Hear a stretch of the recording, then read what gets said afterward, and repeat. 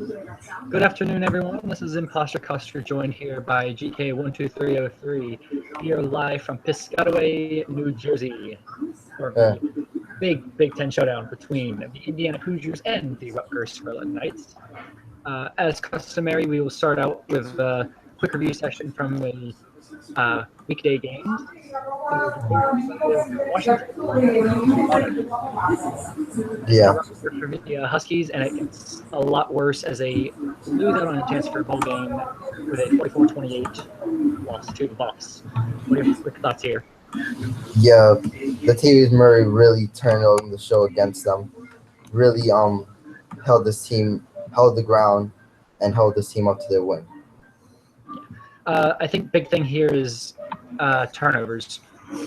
Yeah, Two possession game, well, three possession game really, but pick six from McIntosh and the other interception by Derek Dennis, both in the fourth quarter, mind you, when it was just a 3-point game.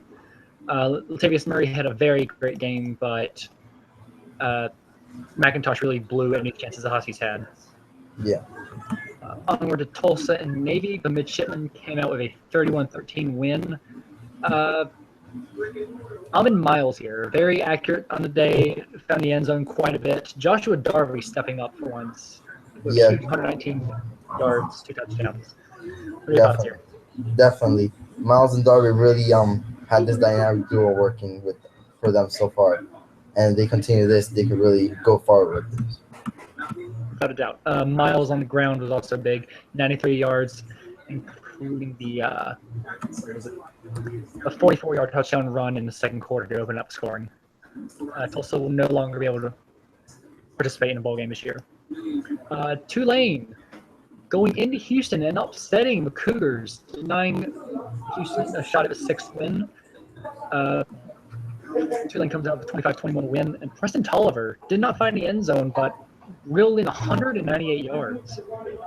Yeah, definitely. But really, the big thing is Hudson was really clutch, 4 field goals in the game. So you have to give credit to Hudson. Yeah, 4 for 4 on the day. Very, very good performance from him. On the Houston end, they have a huge game from Michael Baxter, 145 yards and 2 touchdowns receiving. But Ahmed Abdul's interceptions really did cost the Cougars a chance at clinching bowl eligibility. Yeah, Baxter really tried to hold up this team, but really, Samson, Hudson really held Tulsa, and Sloan really sealed the deal with um, a 4-yard touchdown run in the fourth quarter with 2 minutes to go. Big thing for Tulane here, no turnovers. That's been plaguing them all year. Yeah,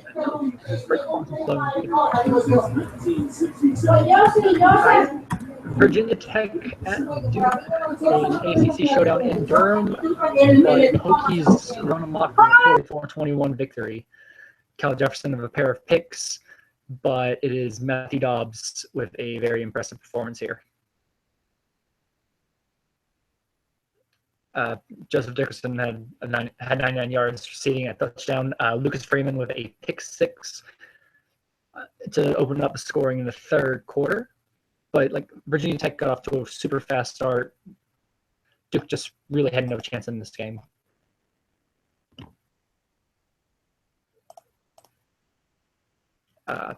It looks like it's just me for a second. So Florida Atlantic going into Norfolk to take on Old Dominion. Relatively straightforward game for Old Dominion. If anything, a little closer than it should have been. But a pick six from Darren Logan in the fourth quarter clinched a fourth win for the Monarchs. Really not much to say about this game. definitely. Florida basically had no chance. They Edwards did find the end zone once, but really it was Domain that really defensively really carried this team. Yeah, defensively, Monarchs were sound.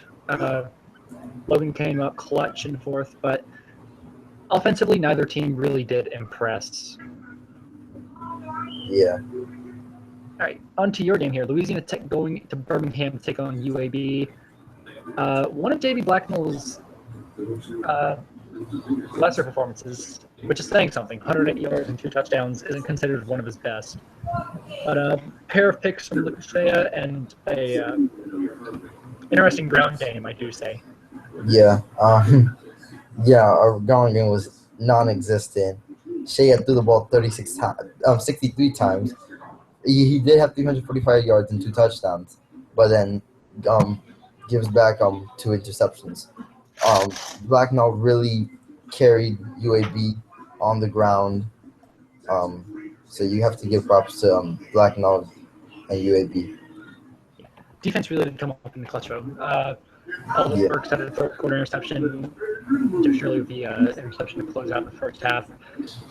They came up big when they needed to, and offense did just enough, despite the Marcus Simmons interception. Yeah. Wyoming, Kansas State showdown in the Little Apple. Very high scoring. Troy Tanner found the end zone 3 times on the day. But a pair of interceptions from David Easley and a late fumble return for a touchdown gave the Wildcats a much needed win. Yeah.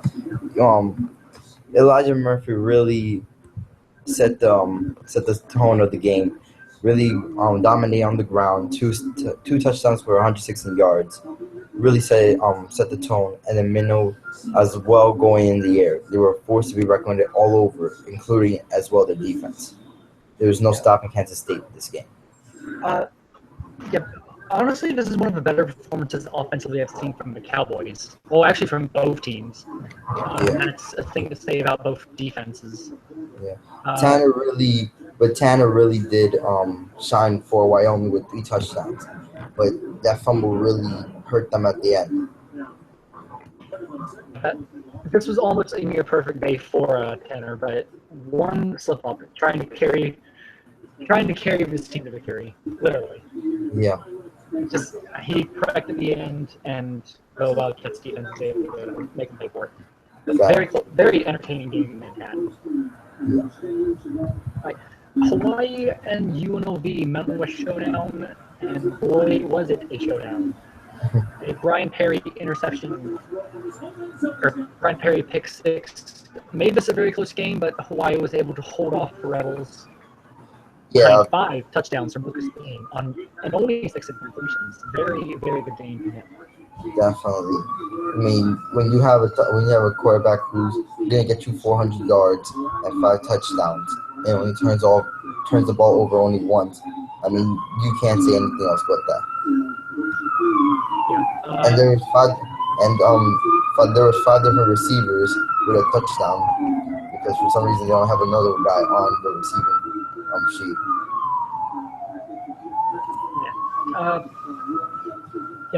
Bean did a really good job of spreading the ball around this game.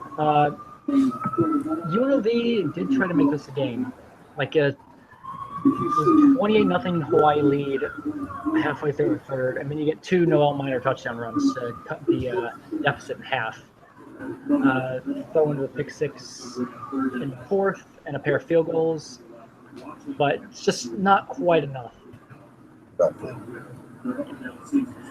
On to Stanford and Notre Dame, and this game got out of hand Quickly. The Fighting Irish came alive in the second half to blow out the Cardinal 56-14. DK Bates, where has this been all year? 340 yards and 6 touchdowns without a pick. He really shined against Stanford. I mean, no matter what team you're facing, if you throw 6 touchdowns and you rush for a touchdown as well, and you don't throw any picks, you had a hell of a game.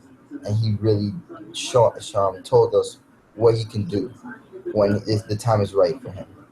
Yeah. Whenever it's his day. Defense was able to pick off Nicholas Garland 3 times, not acknowledging Stanford's lackluster running attack. Surprisingly, though, Stanford did not give up any sacks, as bad as this O-line has been this year. But DK Bates accounted for 7 touchdowns on the day, including a 18-yard touchdown run for the last offensive score. Just very promising performance in Notre Dame. Keeps them off the brink of missing out on postseason. Right. Last one on the docket was Arizona State going to Salt Lake City to take on Utah Utes, and another game with 3 interceptions. Donald Culver struggling through the air all day, and Arizona State was able to make him pay for it. Yeah, their Arizona State defense was really tight on them the whole time. I mean, Chapel really had some field goals to separate the game, but when you're throwing 3 interceptions to a good team, and you're really just gonna give up everything. Yeah, yes, he did have 300 yards, but it doesn't make up for what he did. Yeah, you bring up Chapel, just on point throughout the game. 5 for 5 on field goals, including a massive 51-yarder to close out the first half. Just very good game from him, and he provided 15 of the 22 Sun Devil points. Definitely. Right. As usual, we give out helmet stickers for each performance. So GK, which player is going to earn your? One guy that is missing one letter off his name instead of GK's DK Bates, 6 touchdowns and 0 interceptions with 340 yards and a rushing touchdown. He really held Notre Dame. He really carried Notre Dame to the win. So he deserves my helmet sticker. All right. I'm going to give some love to some kickers here. I got to go with Jaden Chapel of Arizona State. He went 2 for 2 beyond 40-yarders.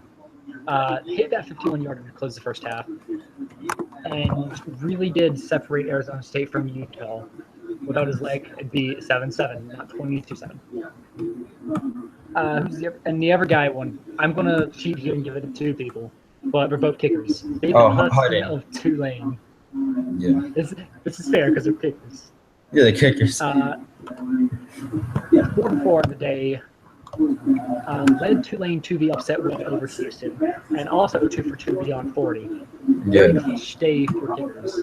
Yes, exactly. All right, on to Friday, and we're going to begin with the most hyped up game of the year. 0-7 and 5.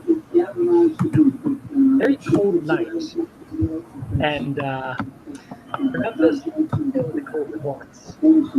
Definitely. To a 44-7 win over the Tigers. Yeah. I mean, Memphis, I don't know what they were doing. The 3-quarterback system did not work for them at all. So that's all trick plays. That's a running back and a receiver. Exactly. So, I like to say it's a 3-quarterback system. Andre Webb really did good along with their defense. Young, Dunlap, Westbrook, and Ireland really held their ground. So SMU deserves his victory. Yeah, SMU without a doubt deserves this one. Andre Webb was. This actually isn't one of Andre Webb's best performances. Throwing the pick, though that didn't matter in the end. Defense takes advantage of a chaotic Memphis offense. 3 sacks and 2 interceptions, one of them going back for a touchdown.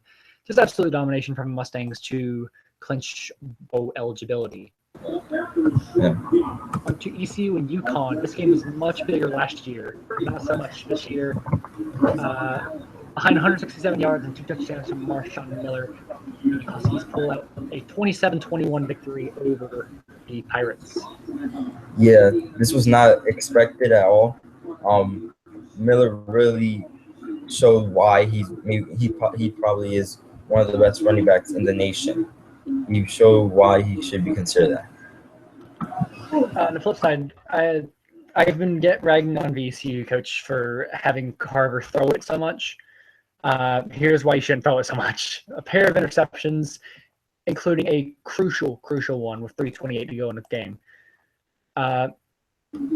Joey Thomas did decently well on the ground, 109 yards and a touchdown, but I feel like that game was lost in Carver's arm. Yeah, definitely. All right, on to Cincy and UCF. The Bulls' defense stepping up big in a 28-9 victory. 2 sacks from James Blue, a pick 6 from Julius Monroe, and a pretty straightforward day for the offense. Yeah, definitely. I mean, USF showed the dominance. Lentz really showed what he can do. Same thing with Taylor. Offense was amazing. Monroe with his pick six, and then Blue with 2 sacks. So it was all around a good game for USF. I think this is more since his offense just being incapable of moving the ball very well. Kieran O'Connell's had great days in the past. This was not one of them. Dylan Schaefer is a knack of throwing interceptions that continues here. It's just another poor performance of the Cincy offense, and USF was able to take advantage of it. Yeah. On to Huntington, West Virginia, where the Charlotte 49ers took on the Marshall Thundering Herd. And the Thunder Herds came out with a 24-13 victory. And I believe this is more of the same from last game. Charlotte's inability to move the ball. They get a big boost from having one of the best kickers in the game, Nicholas McMahon. But kickers aren't winning games by themselves. That proves to be true here. And as bad as this Marshall offense is, they still could beat Charlotte. Yeah, their defense really stepped up against them. Charlotte really, their offense was non-existent, and this what contributed to the downfall this game. Yes. Not much I can talk about there, honestly. Western Kentucky and Florida International, a pair of one-win teams going at it in Miami, and well, Western Carolina got up big early and never looked back in a 49-24 victory, which saw Carlos Moore find the end zone 30 times. 30? Three. Oh, three. I think you said 30. He rushed for 130. Yeah, he rushed for 130. I think you said 30 touchdowns. Does that say okay? Carlos Moore really shown today, really helped them pass as well, getting a pair of touchdowns as well, and also rushing touchdown. And then their defense was unstoppable. FIU did not know what to do at all, and that is basically and West Kentucky wins, honestly. I'll be honest, I think this is the first time I've seen a game in which Western Kentucky has not thrown an interception. Bernard Bass kept the ball out of the defender's hands for once. Offense was clicking on all cylinders. Defense got a pick six in there, a couple sacks, just everything going right for Western Kentucky. That said, FIU was able to move the ball quite a bit, but still not enough to overcome. Yeah. UTSA and North Texas going at it in Denton. And UTSA overcame an early deficit to beat the Mean Green 21-7. A notable absentee once again, Javier Grady. Since his back-to-back 4-sack games, he has not recorded one sack. I feel like me and Evan Jinxon were talking about the Heisman and him. But I mean, this is why, in my opinion, Texas is not doing as good as they used to do. They really are missing one of their top guys, and without him performing the way he's supposed to, this is really showing their weaknesses without him on the defensive side. And the offense has surprised some help as well. You can't throw 2 interceptions and expect to win that often. Kamari Perry, good on the ground, not so much in the air. UTSA touchdowns. Elias Cameron had a very solid day on the ground. Very big win for the Roadrunners. Yeah. Right. Over to the MAC, where it's Eastern Michigan taking on Northern Illinois. 2 teams historically better in that division, not so much this year. But it's Eastern Michigan coming out with a 35-21 win over the defending MAC champs. Charlie Sanford of 2 interceptions. Muhammad Lackey of 2 touchdowns on 107 yards. Yeah, definitely. This was an all-around game. Lackey did amazing. Nixon did good. Shaw didn't throw an interception, which was good. And Mendoza and Richardson took advantage of Sanford, him throwing the ball 30 times. And Hutchinson really could not get past their defense for anything. Only got 1 touchdown and 93 yards. Is that the great defensive back Daniel Mendoza was able to get the pick 6 to break the tie in the 3rd quarter. And Northern Illinois really did not rebound after that. Yeah, they really did not find the end zone after that, basically, at all. So EMU gets a big win, and they call Northern Illinois going from MAC champs to on the brink of missing the postseason altogether. Very scary there. going to Fresno for a battle between the Bulldogs and the Cougars of BYU. And after a pair of early interceptions, Ryan Harris was able to take this team to a 28-14 victory. Mainly in part because of not Sam Hiller-Weeden, but other receiver, Chance Billingsley, 109 yards and 3 touchdowns. Yeah, I mean when you have a wide receiver that you can rely on in a game, you really have to go to that one and that one only, and that what happened with Billingsley. Yeah, this is my thing for this week. The Harris to Hiller-Weeden combo cannot carry games by themselves. Putting other guys up is very important, and that's exactly what Billingsley did today.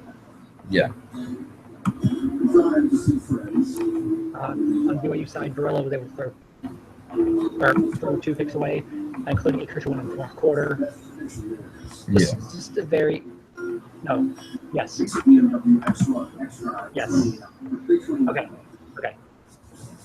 What happened? I got fixed up. Fresno was able to pick off Varela twice in the first quarter. It was 2 Harris picks in the third and fourth at the stat sheet. Yeah. Right.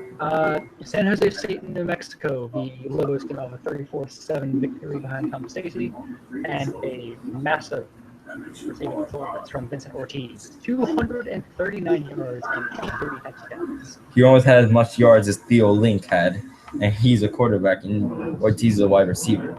I mean, again, Ortiz and Stacy really had that connection going with them, and they took that all the way.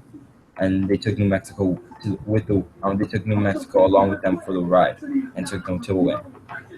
Yeah, I mean, this is the defense we've been missing from the Lobos. A pair of sacks on the interception, holding the for 240 yards in the air, keeping him out of the end zone. Just all around great performance from the Lobos, but like this is unheard of from Vincent Ortiz. It's very, very good performance from him. Yeah. So we're down with our helmet stickers, and I'm going to take the first one because I'm pretty sure you're about to go for Vincent Ortiz. Okay. Yeah. I'm just going to keep praising him because 239 yards from receiver, those are numbers repeating themselves every once in a while.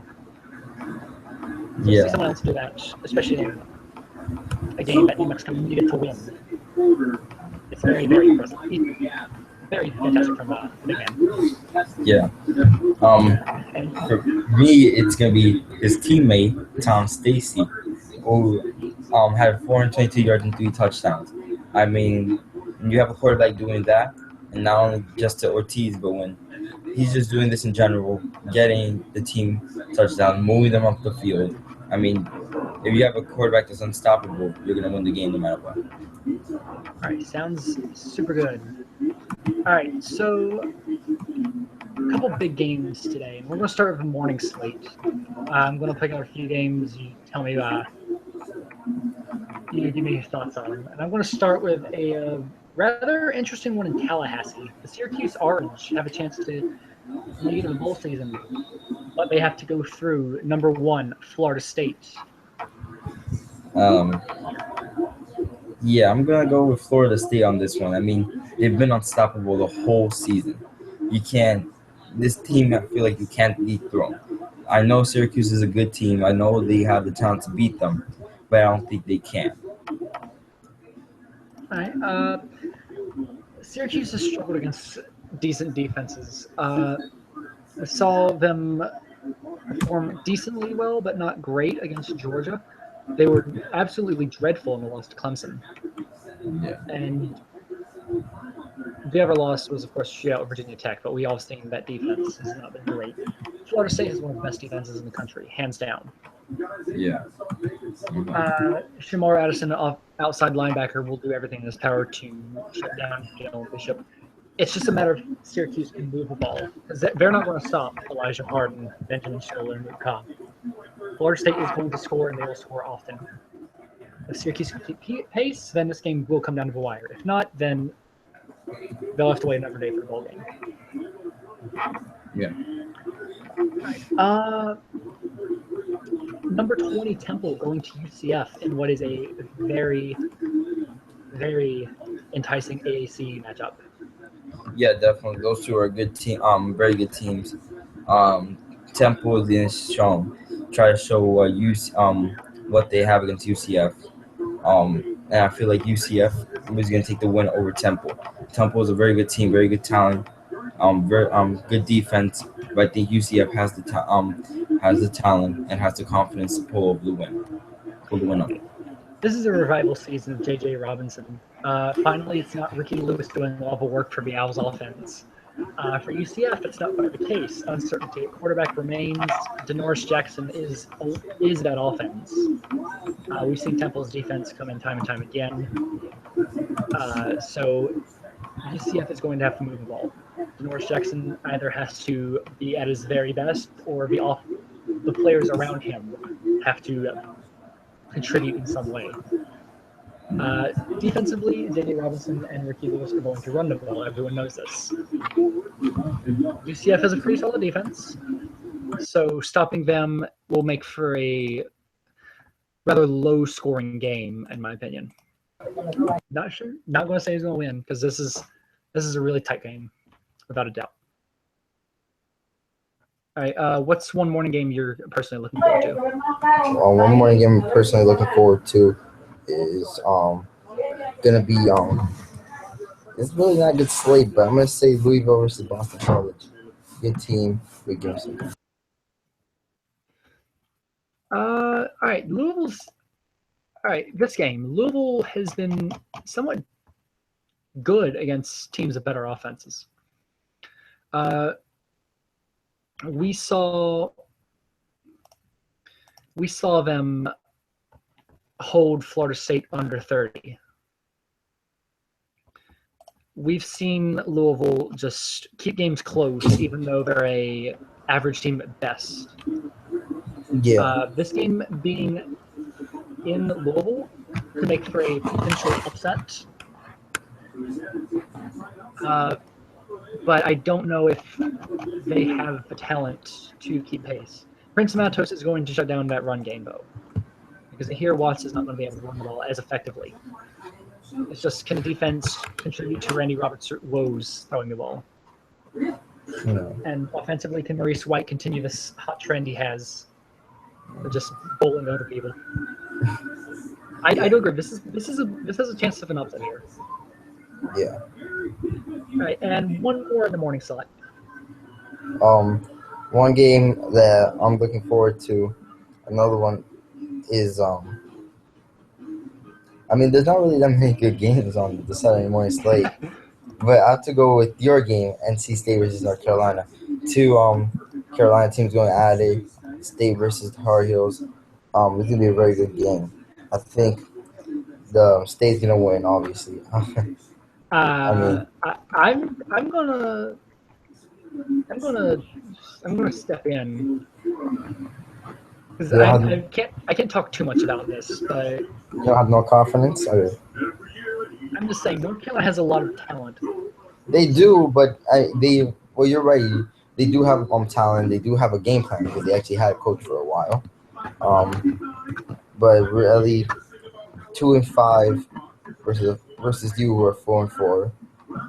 Actively switching the team. North Carolina, this guy might not even know what he was doing, so that's why. It's an inexperienced. I'm taking the experienced coach who knows what he's doing over the inexperienced coach who might have just been playing around with settings. I mean, I wouldn't take inexperience as a means of deciding this. Well, game. not like experience, like you've been here for long. I'm saying like experience, like you know what you're doing. Oh, you know what game plans work. Oh, you know this. Like you're like these people they know the strategies. This guy was probably playing around with game plans. All you know, he's trying to do trick plays just like Memphis did. You never know. That's why. I will laugh if trick plays comes out because in that case I should win. But I mean, North Carolina's got a lot of talent defensively, and we've struggled against teams that do have a pulse on defense. As weird as it is to say. So unless Max Laws comes out throwing it 80 times in this game, this game will be a barn burner, to say the least. Yeah. Obviously, I can't make a pick. It's my game. Yeah. But expect a really close one in Chapel Hill. Definitely. All right, I'll pick a couple of afternoon games here, and I'm going to start with a interesting showdown in Ames. The Texas Longhorns can go to yet another bowl game if they beat a reeling Iowa State team. But can Arturo Pacheco, Clifford Wilcox, and that Iowa State offense stay down for long? I think Pacheco's really gonna show out today. He's really been good. Some of his performance has been below the way he usually does. So I think Pacheco could really come out and really do good. And on the Texas side, Iowa State's defense has been their kryptonites in past games, even faltering against the Red Raiders. Texas brings in Simeon Wells, a freshman running back that has been on fire this year, second best in that conference behind Sean Bell. So we're going to see a nice battle between running backs here, and the one that imposes their will the best can indeed win this game. Yeah. Other game I'm going to point out is a potential trap game for the Nevada Wolfpack, going into San Diego to take on not great, but tricky San Diego State team. Rising to number 9 in the playoff rankings, number 12 overall, Wolfpack probably have never had the group of 5 in general has not had a chance this great at going undefeated. Yeah. San Diego. Go. For Wolfpack of a game against Boise coming up next week, this is a very tricky game on the road.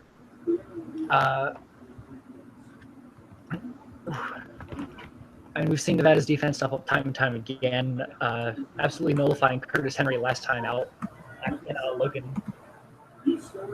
So against San Diego State, with the likes of Andrew Lilly and Mamadou Bellamy, Akil Morris and company will have to be at their very best to make sure Nevada does not trip up here. Yeah. Nevada really has a good defense led by Akil Morris. So Nevada really needs to pull out this to keep them, their hopes of winning the division alive. So this is it's not really a must-win game, but at the same time it is. I mean, for Nevada, every game is a must-win, honestly, because this is national implications here. They went out, they are in the playoffs, no question. Yeah. All right. Now over to you. What 2 games are you looking at? One game we're looking at is Florida versus Mississippi State. Mississippi State. Last week did put on a show. But this week I'm expecting to put on an even bigger show. Rogers is obviously one of the best players on this in college football, and he really has been performing this year. He needs to continue doing it if he wants to give Mississippi State a very big chance to win against Florida. I think for Mississippi State, this game could be actually bigger than the game against LSU. Not in the fact that Florida can provide such a tough challenge, but they have to be able to rebound very well. Obviously, the LSU loss is heartbreaking. Terrence Rogers still put on a pretty good show, even in the loss. But they have to be able to rebound here. Florida is a tricky opponent in that regard. Ethan Newby has been really good when least expected. Against Mississippi State, there's a good chance that could continue. So Mississippi State just has to be on their game, make sure they don't trip up again, because they're still alive in this playoff hunt, I feel. The 2 losses have come to teams in the top 8, being Florida State and LSU. I still think this team is very alive in the playoff conversation. They have to win out. Yeah. And what's that last game? UCLA versus Oregon, and I'm going with UCLA on this. I mean, Yeah, UCLA might not be as good as Oregon, but when you have Stephen Gore as your quarterback, and if he can connect with Darius Waiters, and the defense could hold up, especially if Bonner and Donald can hold up against Oregon's good offense, I think they really have a good chance to win. Oregon's offense is going to be a key factor here. UCLA's defense is pretty good. I give them that. Yeldon has been up and down all year. I haven't seen up from him in a while. This could very well be that. Baum has also been the same. Thing is, Okonkwo and Jennings on that defensive line could very well eat up a UCLA offense that doesn't know how to run the ball. I mean, if we want to talk about poor offenses, UCLA's is arguably one of the worst in the Power Five. Stephen Gore cannot do it with his arm, and they have struggled so hard to find a replacement for Josh Yanko. So if Oregon's to win this game, they just have to get some production out of the offense. If they can do that, I don't see this being a problem for them. Definitely. And now we take a look at a couple of evening games. Big games in prime time outside of our game here in Piscataway. Big one I'm personally looking at is a showdown between the Oklahoma Sooners and the Texas Tech Red Raiders. I already talked about Texas Tech upsetting Iowa State last week. The Red Raiders' defense is one of the best. Chase Shapiro looked almost like Christian Barkley last week in beating the Cyclones. Oklahoma obviously is a better defense, and the offense has been clicking as of late. Graham Burnett has been fantastic. Definitely. I mean, Tech has been doing good as of now, but I think Oklahoma could really finish them off right here. I mean, Tech has had big upsets in the past, but against an eighth ranked Oklahoma Sooners team, who has like how you say, Graham Burnett, who is a Heisman candidate. I mean, you can't do anything about that. Yeah, I mean, this offense has been absolutely superb. Came away clutch from the Texas game, was able to knock out Kansas 2 weeks ago. If they can win this game and then win next week against Iowa State, I really don't see any team stopping them up until the conference championship game, which would be against, in my opinion, Baylor.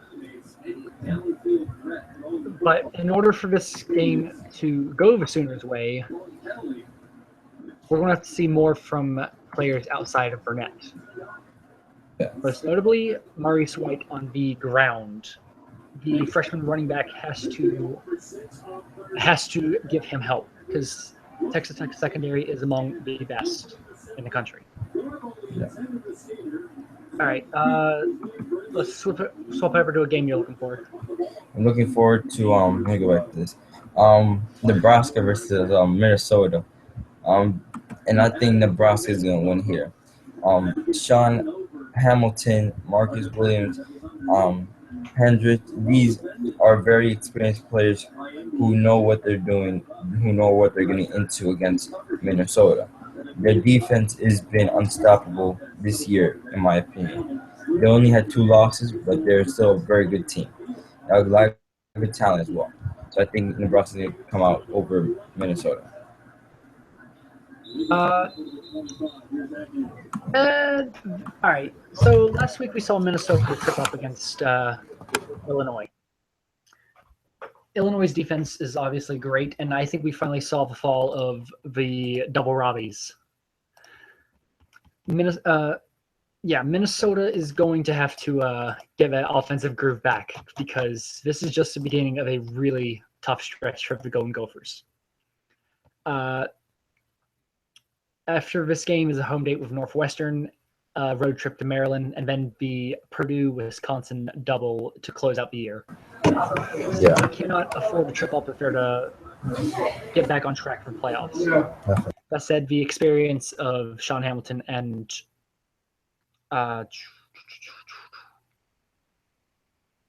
Marcus Williams, is going to give us Minnesota defense trouble. As great as they are, it really will come down to the offense of the Golden Gophers.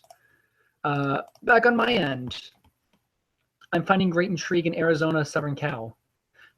Wildcats are making moves, guys. Sam Parrish has been very good quarterback recently. And while the Trojans have jumped out to the 7-0 start, including a blowout win over Oregon, Wildcats have been very impressive themselves, playing the Utah and California scouts. Game being in Los Angeles, obviously going to favor the Trojans, but this Arizona defense is legit, and we could see Luke Trickett and that offense struggle again. Last time we saw that, Maryland. That was a one-possession game. Watch out, folks. Exactly. All right, over to you again. Another game. Did you discuss this one? Michigan versus Maryland. I have not. Yeah, Michigan has a very good team, a solid defense. You can't stop them at all. I hear you just talking about Maryland and their good strength, and it was a one-possession game, and they can do this anytime. But against a team like Michigan, who has fallen off a bit, with that loss to Indiana, but they've really shown that they're a very big powerhouse. So they're gonna get the win over, not by a lot, but they will get a win. Right. These are two teams that actually lost to the teams that we have featured on Gameday. Michigan last week was unable to pull out the win, unable to come back after going down 17-6. We saw the offense struggle. Gabe Cooper threw 2 picks. Matthew McClain had nothing on the ground. And while the defense did claim 2 picks off it, they just weren't able to do enough. For Maryland, they took an overtime game in Bloomington, only to fall via Timothy Cano. Defense, once again, was pretty solid for the most part, but offensive woes. Samir Hatcher dominant on the ground, Marquis Simpkin, 2 picks. So in this game, we're going to see more defensive struggles.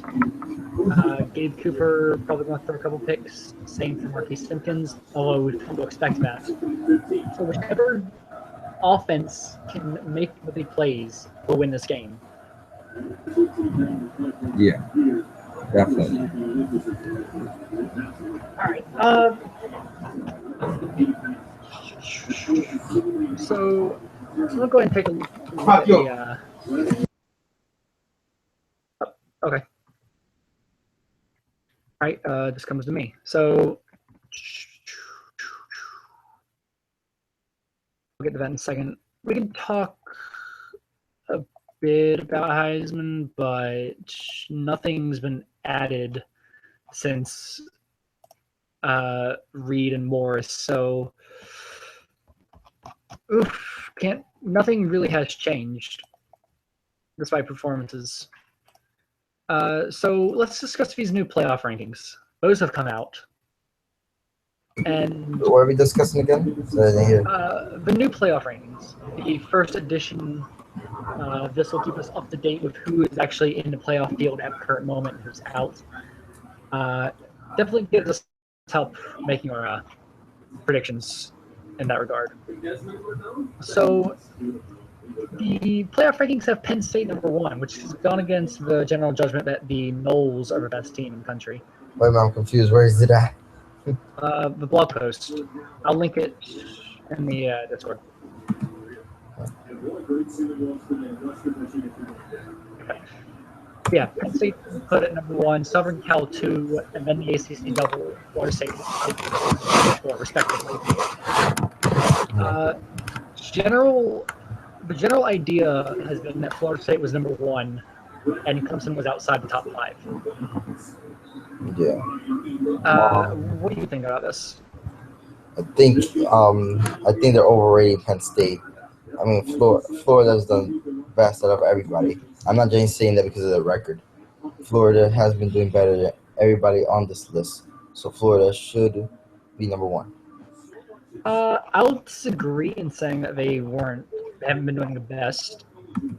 I mean, outside of a win over Mississippi State, they haven't exactly played a quality opponent. I mean, they have wins over Louisville, Ohio State, but they have not been at our best. Georgia State was a good win, but they struggled a bit in that game. Yeah. Duke looked to be a quality win on the road, but Duke has since fallen off as Cal Jefferson has struggled. I personally don't think Florida State's the best team in the ACC at the moment. I do think Clemson is much better. Quality win over Auburn, a big win at Pittsburgh, and we've seen Pittsburgh play valiantly. Well, win over Dylan Bishop at Syracuse, and most notably a very big win over Boston College last week in Chestnut Hill. Clemson has a resume to back up this record. I don't feel the same with Florida State. As for Penn State, I can see why they're ranked number 1. I don't agree with it, but I can see it. Like Clemson, they have a win at Pitt. They got a solid win at Maryland. Again, the Ohio State win isn't as impressive as it was, though that game was in Columbus as opposed to the Knowles video in Tallahassee. A neutral site win over Georgia and a solid win over Arizona State round out that resume. Plus, they beat Javier Grady in North Texas, so again, not as impressive.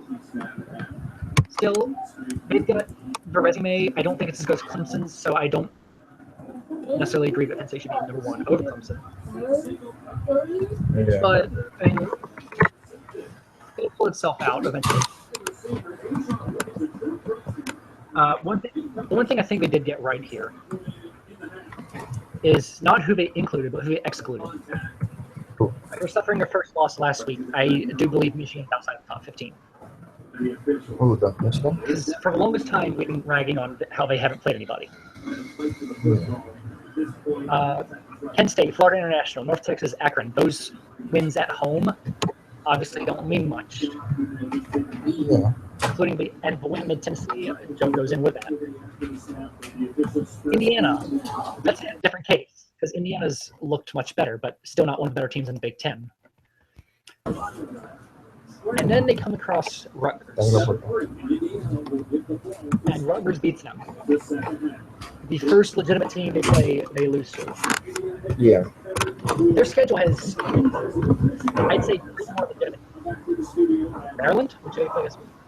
Nebraska, who they played 2 weeks, and Penn State, who they played 4 weeks. 2 of those are on the road. We're going to see what Michigan's made of and if they can get back in. But right now, I thoroughly think they're not in the I agree with you there. Jordan Matthews. One thing, though, I don't agree here is with the placement of Penn State. Now, I know you're saying that they're a good team. I understand why. But I feel like they're outside the top 5. I think they're maybe 7th or 8th. And they don't have they've done good. They play against good teams, they've won.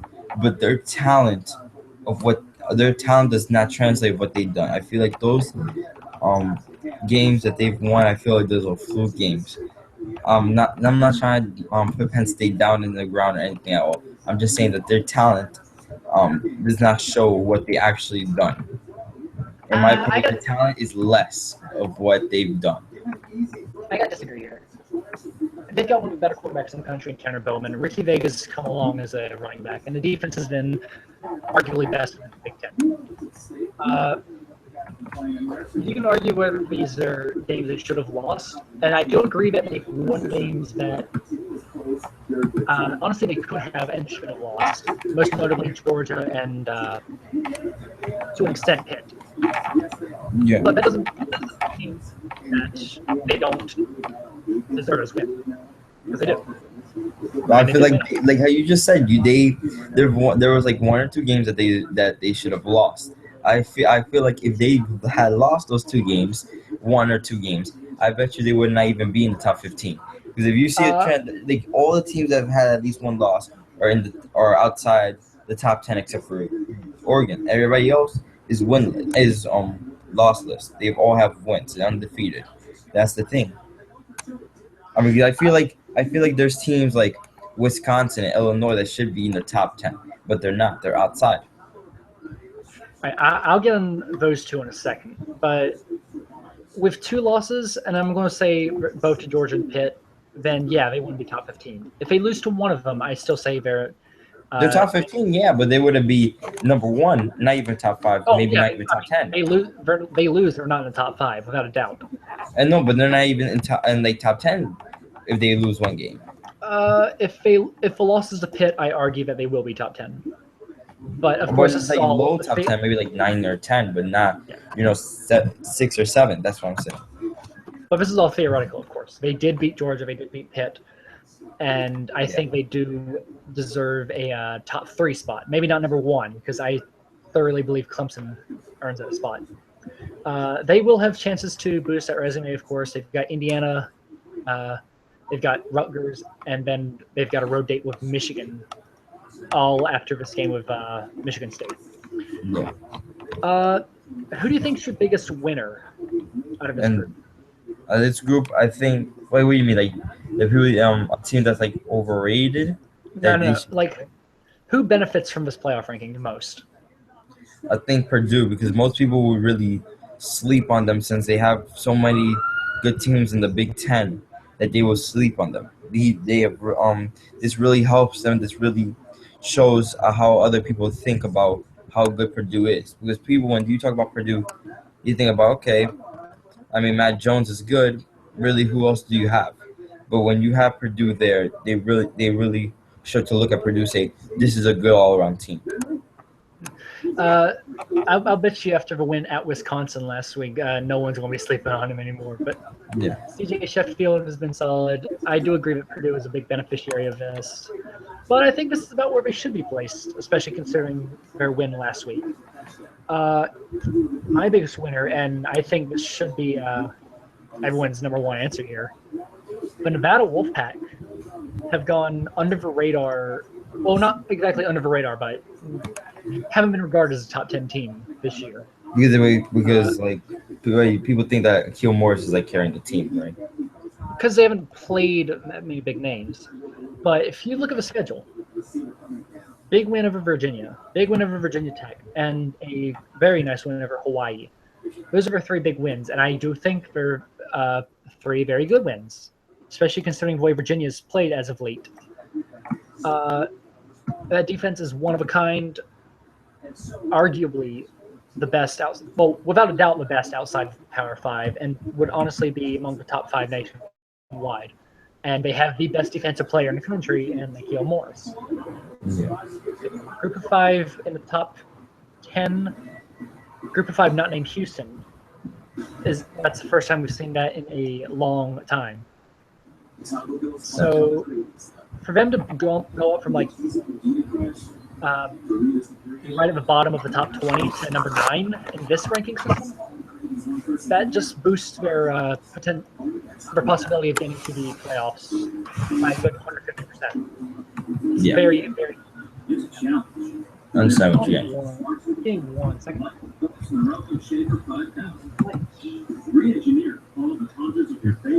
Dark, huh?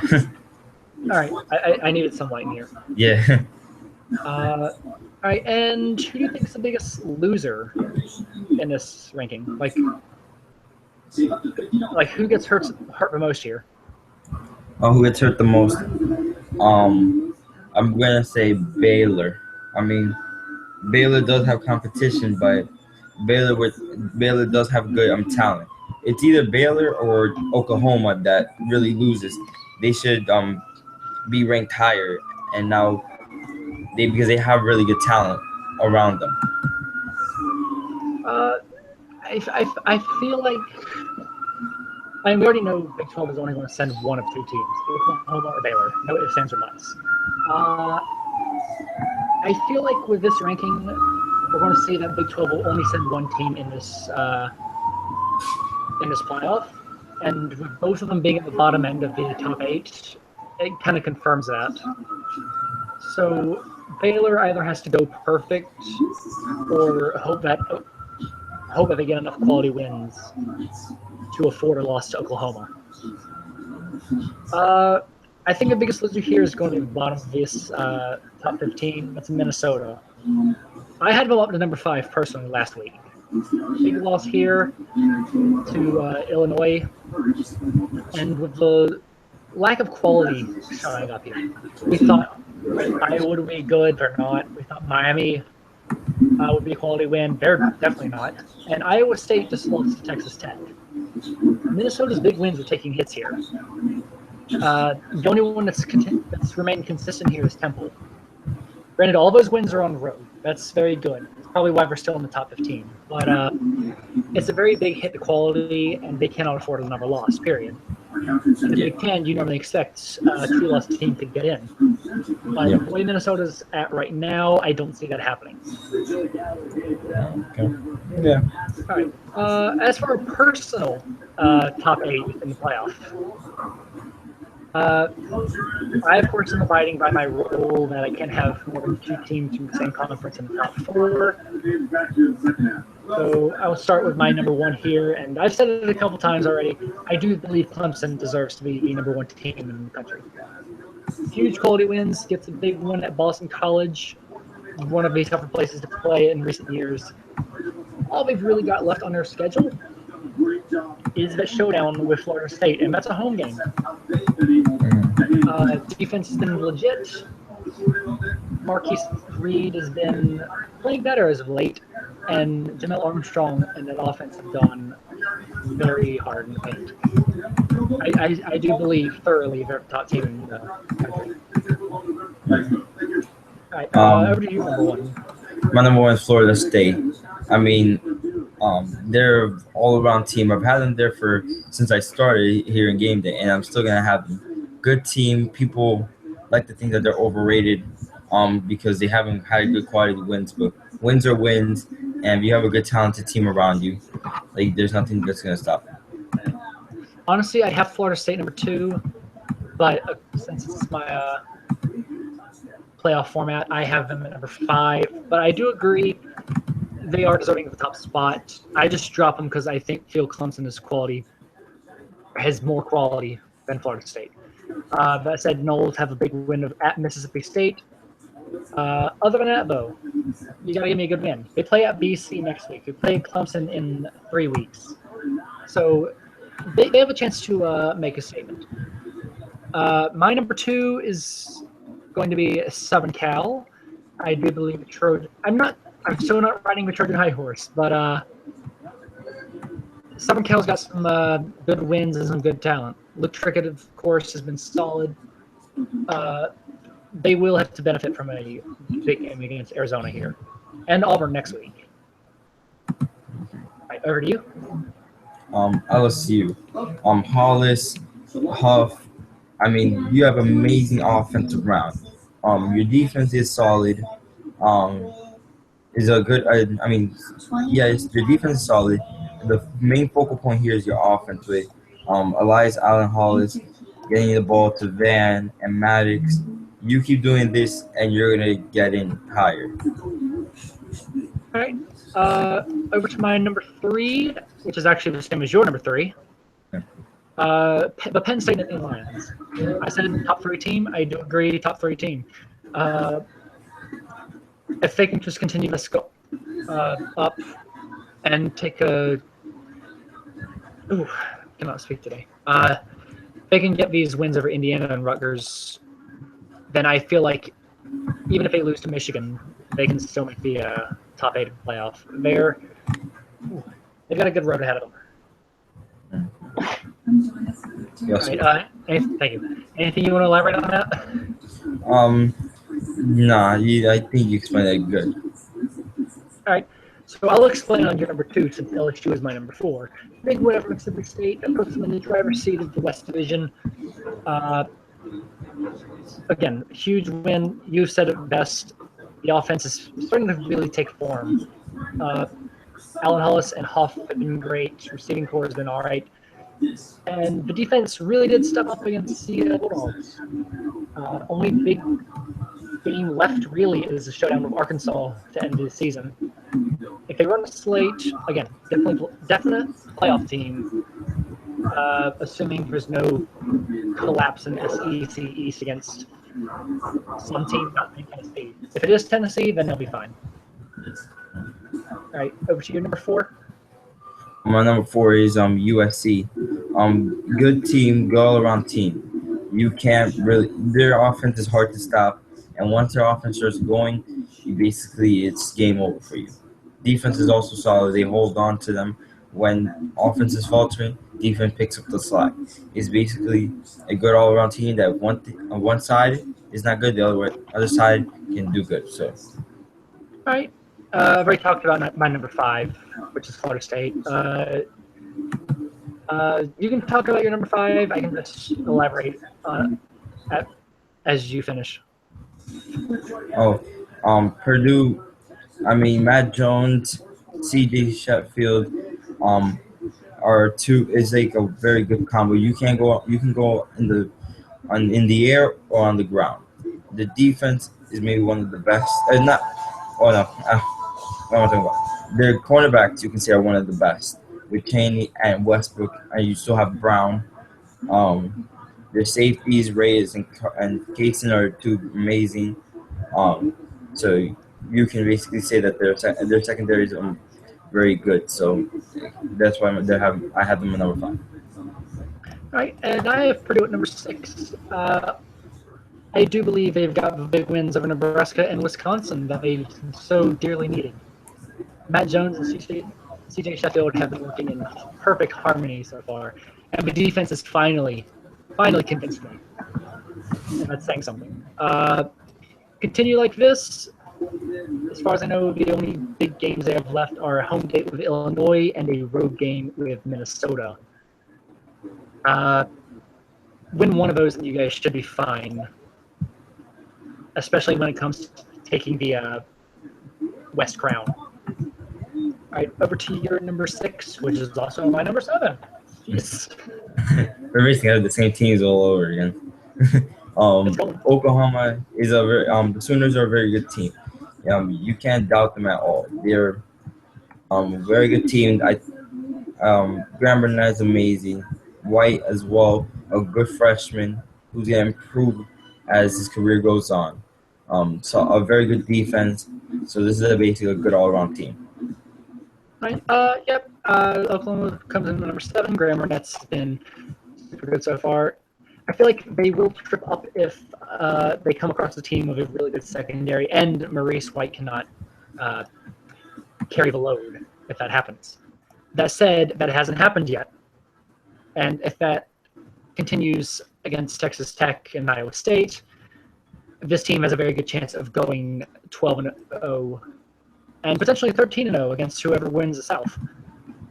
This is a team you better watch out for. Oklahoma is really good. Over to your number 7, which is not my number 8, thankfully. Baylor has been doing amazing this year, 8-0. They've been doing really good. Bell can really carry this team, no matter what. Schwartz is a good quarterback. Their secondary, in my opinion, is very good. Cunningham is doing amazing. Bush and Rucker are amazing. So you can never count them out.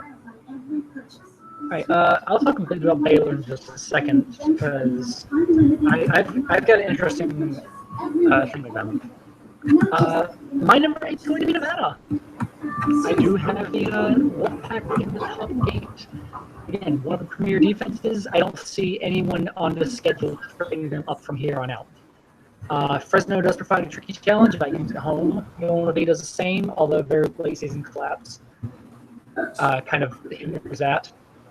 All we have to do is win this game and then hold on against Fresno. And I feel like this team is going to go 13-0 and will make the playoff.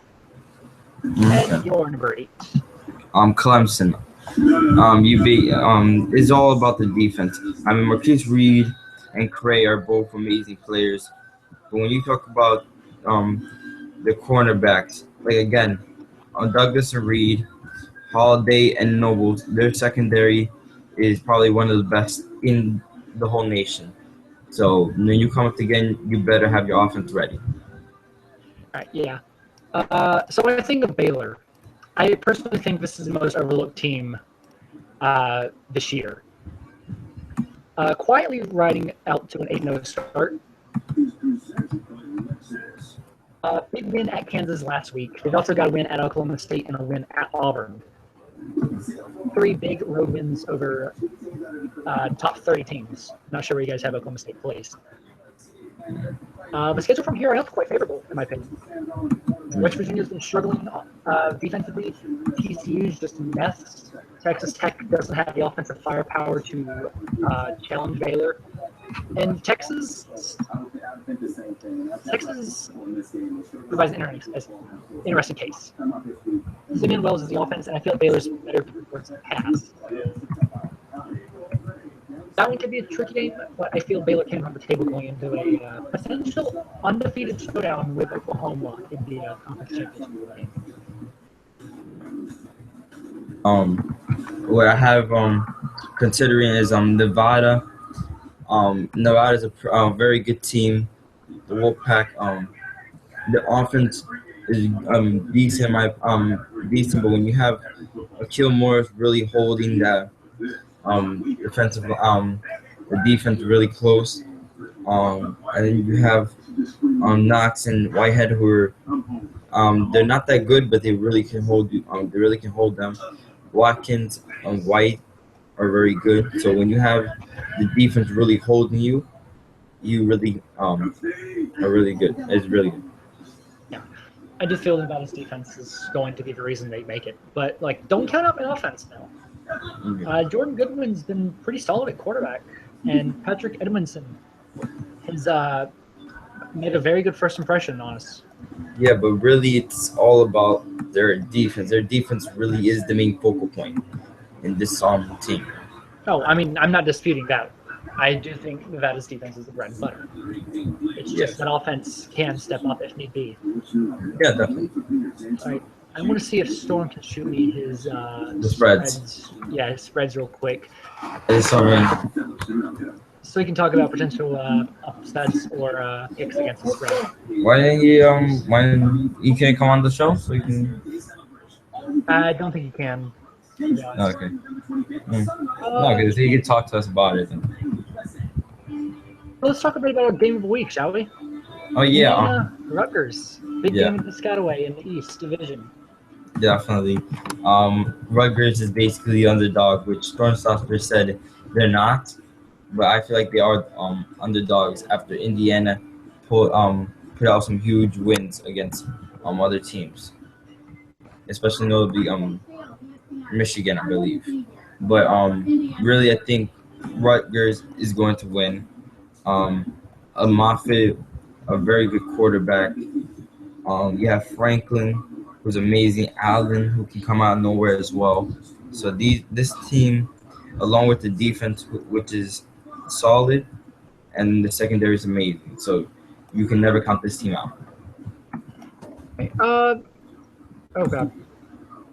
All right, I did get the spread, so I'll go on that in a second. All right, thing of the Hoosiers. Last week, Timothy Cano really did provide the spark to beat Maryland. On the other side, the Rutgers defense carried them to a win over Michigan, which is a big one, as you know. So it's a matter of which team or which unit can step up.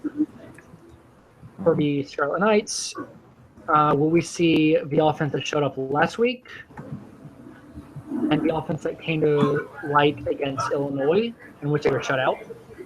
Yeah. Or will we see what we saw against Hawaii? And I feel like that's a very good possibility. Indiana's cornerbacks, and honestly, their secondary as a whole seems very undervalued. DJ Wright will be the man in charge of taking on Benjamin Franklin. Okay. Yeah, good luck with that. Ben Franklin could have a very big game today. Yeah. If Indiana could get to Moffitt, which is very possible. Timothy Heller's very good at getting to quarterbacks these days. And the offensive line for Rutgers is not that impressive on the outside. So Indiana can apply pressure. This could very well go their way. If not, well, then they'll have to score. And score a lot they will have to do. Arm's solid at quarterback, but his arm's been shaky in the past. Yeah. That said, Rutgers front seven is not the best at all. It's an interesting matchup, really. Rutgers is more good at defending the pass. Indiana's a running first team. Indiana is more geared to take on the run. Rutgers is a pass first team. We could very well be in for a shootout today. Okay. All right, so I'm shooting you the spreads right now. All right, they're in the Discord chat. Thank you to Storm Stopper for providing these. These are the base spreads. They're, of course, subject to change as more data rolls in, but this is what we're going to go over today. So, from what we're seeing, we're going to pick 3 games, or we're going to pick our quote-unquote underdogs, or superdogs, I guess. So, yeah, give me one team that is going to beat the spread today. First of all, I don't even understand how spread works. Okay, basically, it's a prediction of how much a team gets beat by. So, like this first game, Boston College at Louisville, BC's favored by 8.5. So, if they cover spread, if they cover the spread, that means they score more than 8. If they don't, that means they score less than. Oh, it's like an over and under, basically. Yes. Well, pretty much. It's just margin of victory. Okay, so positive is for the first side and the negative is the second side then? Positive means the team on the right is the underdog. Okay, and then negative means the team on the right is favored. Okay, okay. Louisville's an underdog, Florida State's is favored. Okay. So yeah, for the so you want to go first then? Yeah, and I'll actually start with BC Louisville. Mm-hmm. Louisville's offense has a very good chance of moving ball. I like Maurice White on the ground, and I like Aiden Steele's arm against what has been not a solid BC defense. I mean, I praised him in the past, but we've seen him collapse time and time again. But Maurice White is going to make this a close game. As for the defense, well, we saw what we could do against Florida State. We've seen them hold teams down quite a bit this year. I feel like this game is going to be closer than spread says. All right, over to you. One game that really poking me out is what's it called? Vanderbilt at Kentucky. I feel like Kentucky is a very good team. They, granted that they don't have a good record for most people's opinion, but to be favored like that, to be unfavored like that, to be underdogs, I feel like they could really get this game really close against Vanderbilt and maybe even take the win over. I'm going to go over to the UCLA-Oregon game. I think UCLA's defense is a lot better than that. Oregon's offense is up and down, and that goes with Trevon Yeldon. I don't see the offense picking it up against UCLA defense that's honestly much better than it has been in previous years. UCLA offense could provide troubles, but I think this game's a lot closer than 22. Okay. Right, next one for you.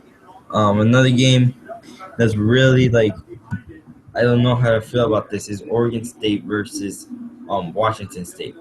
To have Washington State favor that much, I feel like Oregon State, with the talent they have, even though their depth chart is all messed up, I feel like Oregon State could really still bring it close. Not not too much close, but kind of in the middle.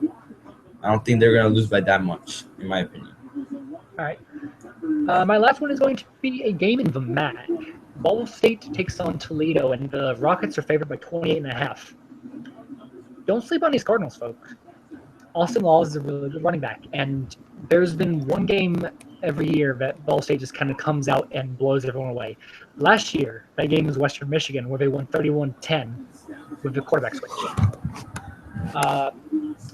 don't believe we're switching quarterbacks this time around, but I do feel that Ball State can keep this much closer than 4 touchdowns. And I mean much closer.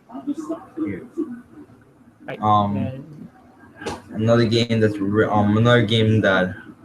close. Clemson at Wake Forest. Grand Wake Forest is not good at all.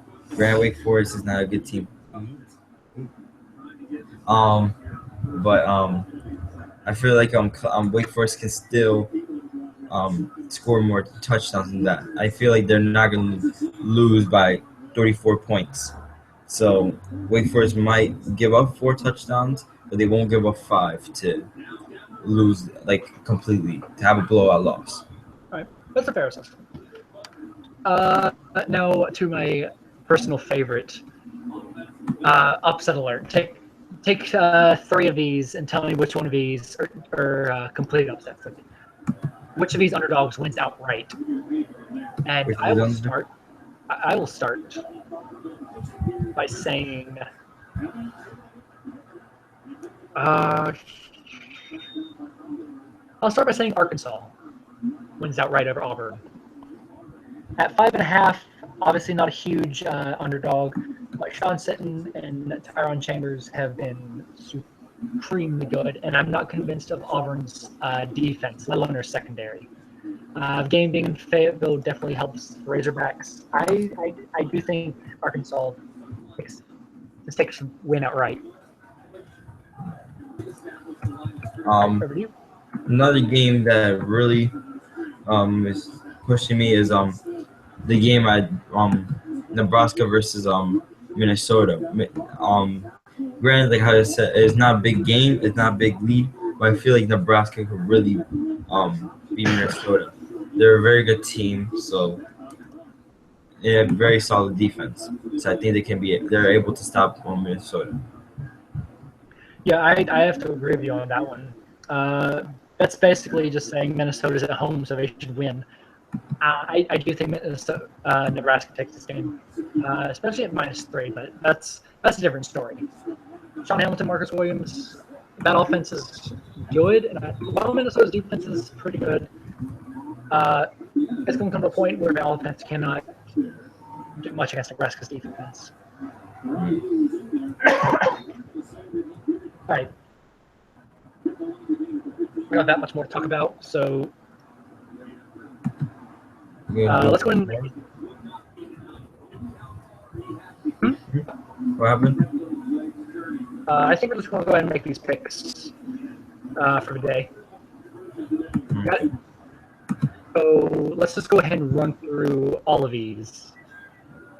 Wait, Saturday night, right? Starting Saturday morning. Oh, okay. So let me get to my night. What a dark morning this is. Definitely.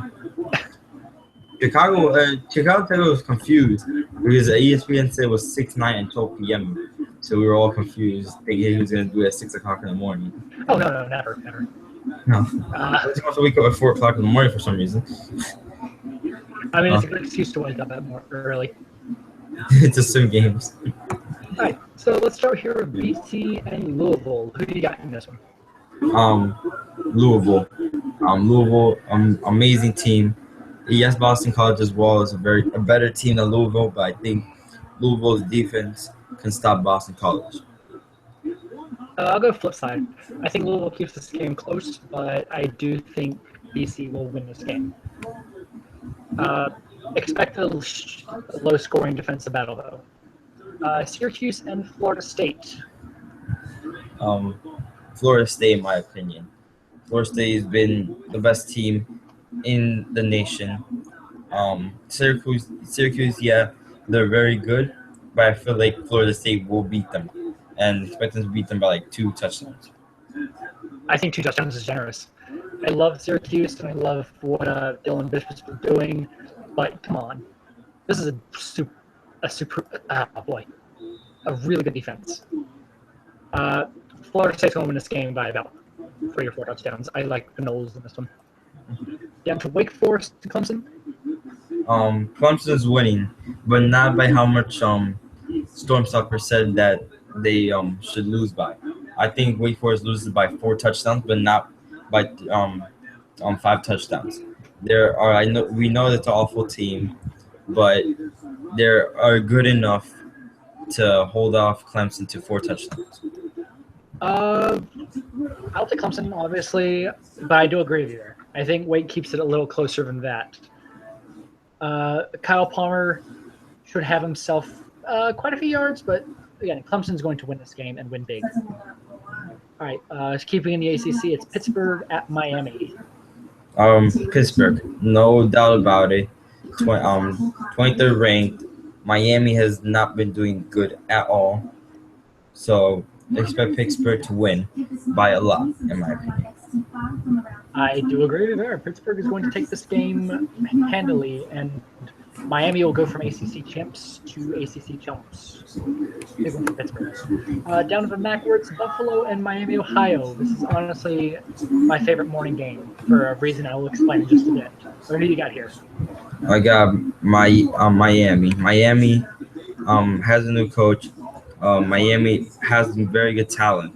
They haven't used it correctly, but now since they have Kayseri and he did win his first game, I believe, last week, I feel like they can get this win over Buffalo. All right, so the big news here. Patrick Garber, former Red Hawk, now on the Bulls. This is his first game against his old team. I got to go Buffalo here on the road, but it's going to be close. And I think Patrick Garber makes a phenomenal play to preserve a one-score win for the Bulls.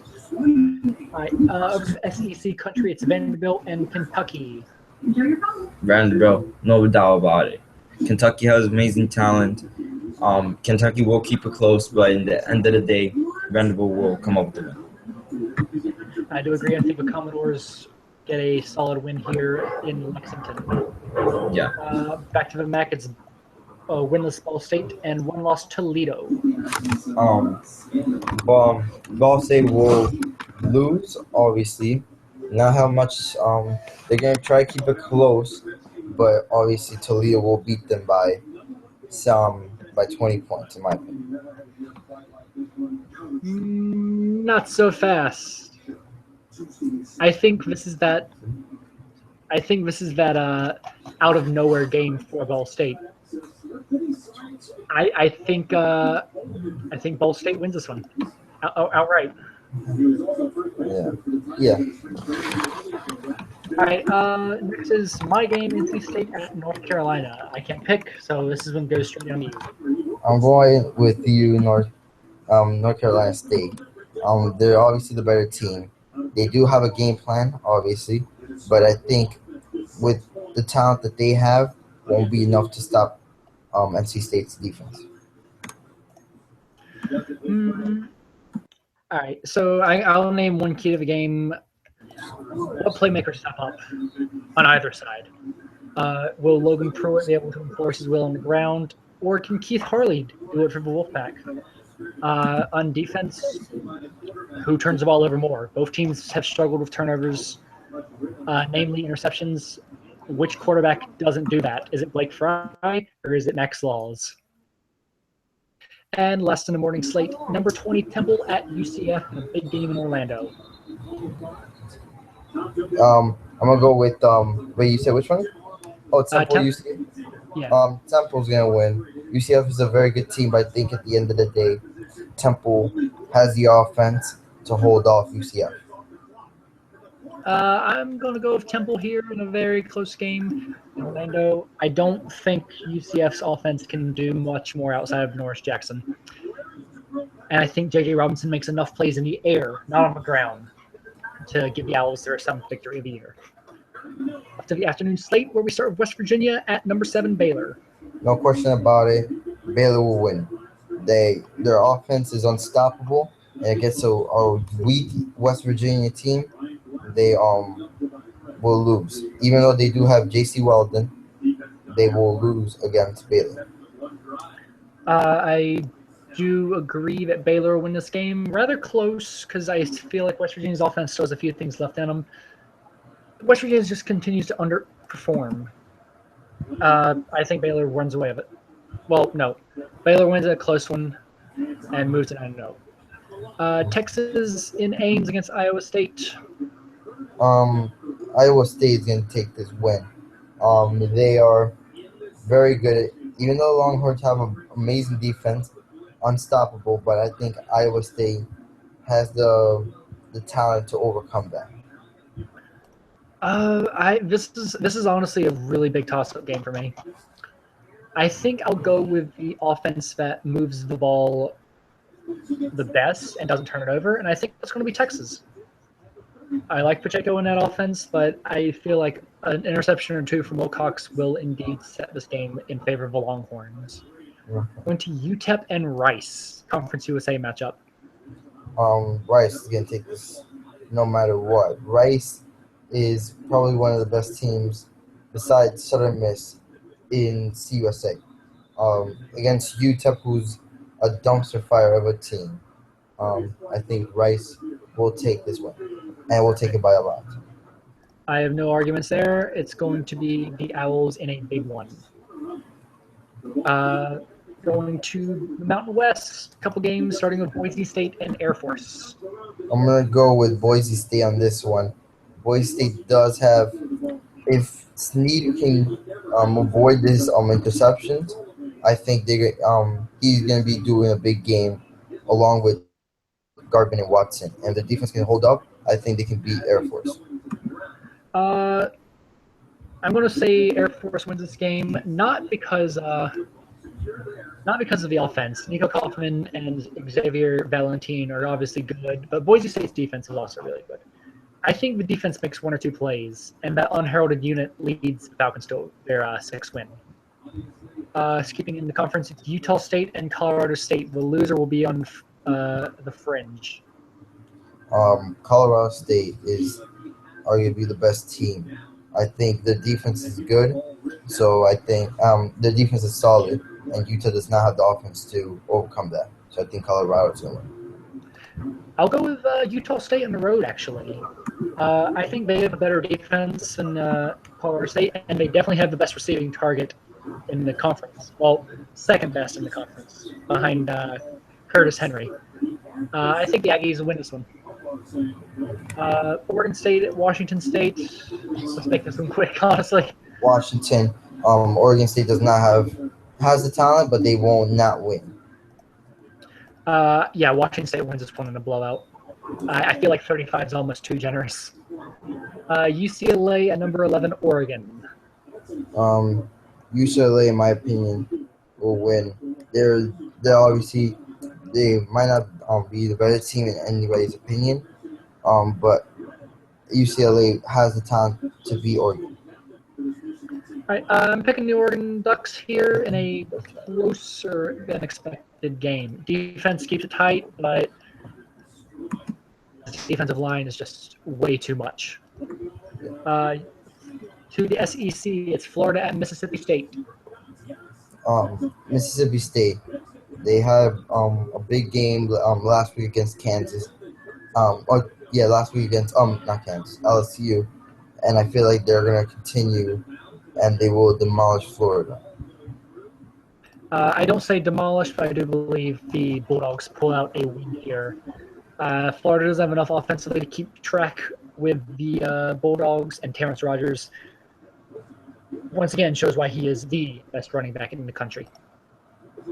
And last but not least, in the afternoon slate, it's Nevada with a trap game at San Diego State.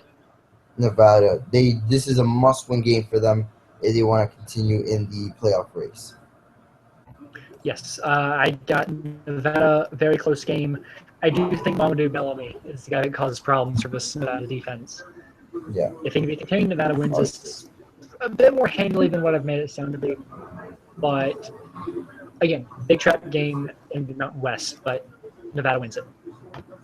On to our big evening slate between Michigan and Maryland.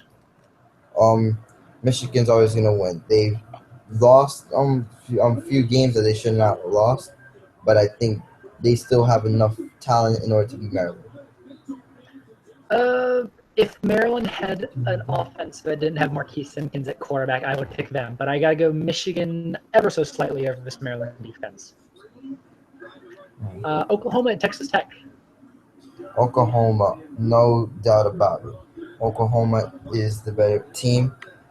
Texas Tech has had a few comeback games that in my opinion, they should have not won, but Oklahoma will beat them. All right. I'm going to go with the upset here. I think Texas Tech's secondary will shut down Graham Burnett. I think this is a game Maurice White does not get it done. I think Chase DePiero does enough offensively for the Red Raiders, and it's the biggest upset of the season to date. Okay. All right. Michigan State at Penn State. Penn State. This obviously Michigan State team is not that good at all. Penn State will win, but again, this year obviously gonna tell where I had them before because they're not good. Obviously, because that's why I have them with Michigan State. I have this penciled down as a Penn State win, but watch out for Cal Davis in this offense. Sparty can make this a game, and I feel like it's going to be within 10 points. Iowa takes on Purdue. Purdue's gonna win, but they're gonna really rely on CJ Sheffield to have this team win. This team is amazing. You have two options: in the air or on the ground, and they're both unstoppable. So I believe that they're gonna come up with Purdue. I got a favorite Purdue here. I'm certain that the defense can shut down Marcus Black and Jeremiah Newton. But yeah, a little magic from Matt Jones and C.J. Sheffield doesn't hurt. Yeah. The ranked matchup, of course, number 18 Nebraska and number 13 Minnesota. Nebraska's gonna win. They have an amazing team. I mean, yes, Minnesota is better, but in my opinion, Nebraska has better talent to beat Minnesota. I too believe Nebraska wins this game. Yeah. The defense is going to eventually shut down Duffy and Kohler, and Sean Hamilton will win this game through the air, not Williams on the ground. Next one up is LSU and Ole Miss. LSU will win, and they will blow out Ole Miss. Now, let me go back to here for a second. I believe that Storm Stopper's prediction is correct. They will beat them by 28 points. Right? I believe the team has a very high potential to be a shutout. LSU is going to really make this life difficult for this Ole Miss offense. Give me the Tigers any day of the week. Speaking of Tigers, the Auburn Tigers take on Arkansas in Fayetteville. Yeah.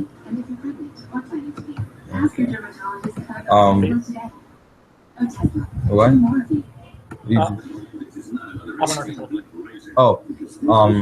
Arkansas is gonna win. Auburn, they're both really some solid teams. Both really are in line with each other. But I feel like Arkansas,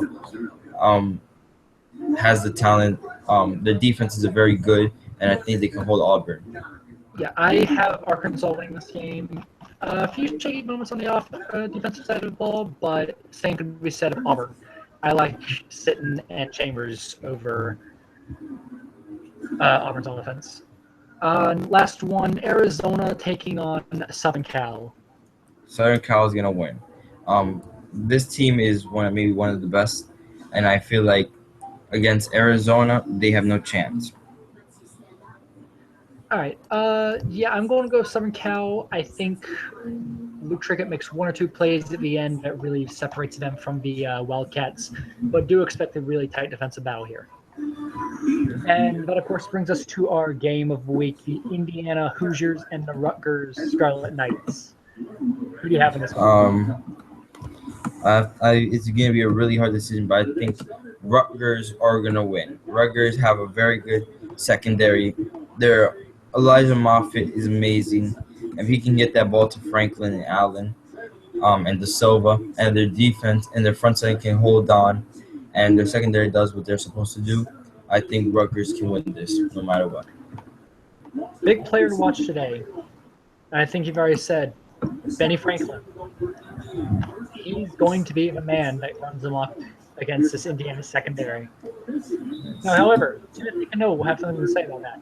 He and Adrian Rupp have a pretty favorable matchup against this Rutgers front seven. Expect points, but expect the defense to make one or two plays at the end to win this game. And I do believe that will come down to Adrian Rupp throwing an interception at the end. And Rutgers is going to move to 7-2 on the year and is in a prime position to win the East Division. Give me the Scarlet Knights in this one. But very high scoring, very big game, very big win for Rutgers. Sorry, I have nothing creative, but if I had something related to Rutgers or Indiana, then I would show it, but oh well. That does it. Yeah, that does it for us here from Game Day, live from Piscataway, New Jersey. This has been Imposter Coster, joined by my fellow friend GK12303, signing out. Right.